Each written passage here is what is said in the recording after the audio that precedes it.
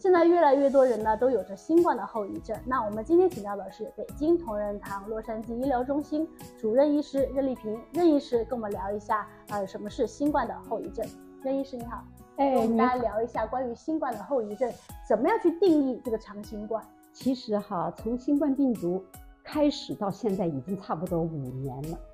在最严重的时候我们也发现就是新冠病毒造成很多像肺部的一些感染神经系统的一些感染胃肠系统皮肤都会有一些问题。那它的时长呢，就是它定义我们新冠之后多长时间它就是一个长新冠？对，按照世界卫生组织的定义就是新冠病毒感染治愈了以后，仍然在12周以后还会继续有新冠病毒就是感染期间的这些症状，他们就认为这是一个长新冠，也叫新冠后遗症。我看到一个报道说，这个新冠的后遗症大概可以造成我们200多种疾病，涉及到很多个脏腑。任医师可不可以跟我们聊一下，我们比较常见的是什么样的一些问题，涉及到什么样的一个脏腑？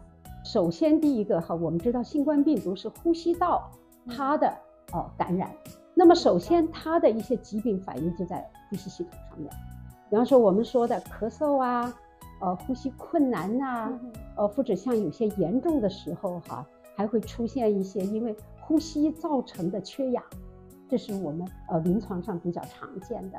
像这一类的疾病和咳嗽、呼吸困难都是新冠后遗症在呼吸系统的一些症状反应。那如果除了常规治疗以外任医师可不可以跟我们大家聊一下我们居家怎么去做一个保健？是的，其实我们中医在养生保健方面它是非常有它的优势的。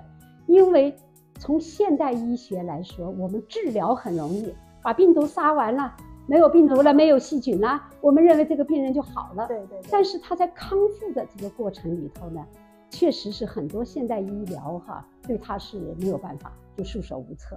那么这个呢，就反映出来我们中国中医传统的医学几千年的它的优势。我们临床上比较喜欢用一些，比方说运肺止咳化痰散结这一类的食材。我们有一个非常好的方叫川贝白木耳雪梨汤。这个非常简单而且又好吃的一个食材。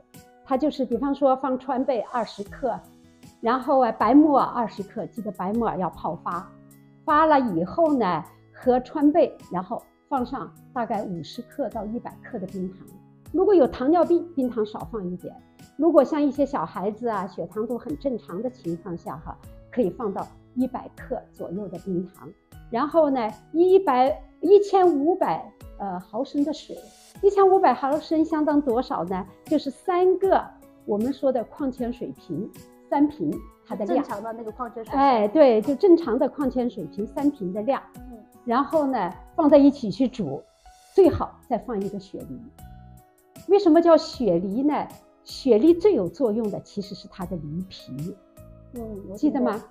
原来我们经常有梨皮膏、梨皮糖，其实是最好的清热解毒、止咳化痰的这个食材。那么它这个作用呢，比方说白木耳，它就含有非常好的胶原蛋白。我们知道病毒感染以后，首先破坏的就是人体的胶原这个系统，破坏人体的胶原细胞、胶原组织。那么白木耳它有非常好的胶质就可以帮助胶原系统的恢复，胶原细胞的恢复。还有一个问题任老师是这样，大家都知道咳嗽可能分寒咳、热咳和燥咳。那你刚刚给我们的这个川贝雪梨木耳木耳汤有没有什么局限？什么样的咳嗽是可以或者说是不可以用？其实特别是病毒感染，包括细菌感染，在后期的时候，大部分因为它们有热嘛，有毒嘛，毒就会形成热，所以这个时候我们大部分用的都是清热解毒的方。所以基本上来说，你用了正常的治疗方法以后，再用这个方法在家里面，什么样的咳嗽都是可以用的。是的，基本上一般的咳嗽都有用，包括什么燥痰热痰火痰甚至有一些咳得出血的这些症状我们用这个都可以，因为它有一个润肺的作用。比方说川贝川贝还有另外一个作用，我们叫做止咳化痰，还能散结。什么叫散结？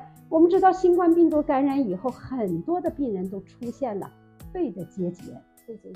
这个是我们其实很多包括现代医学对肺结节都很难有办法去消除它，而我们的川贝呢就有散结的作用。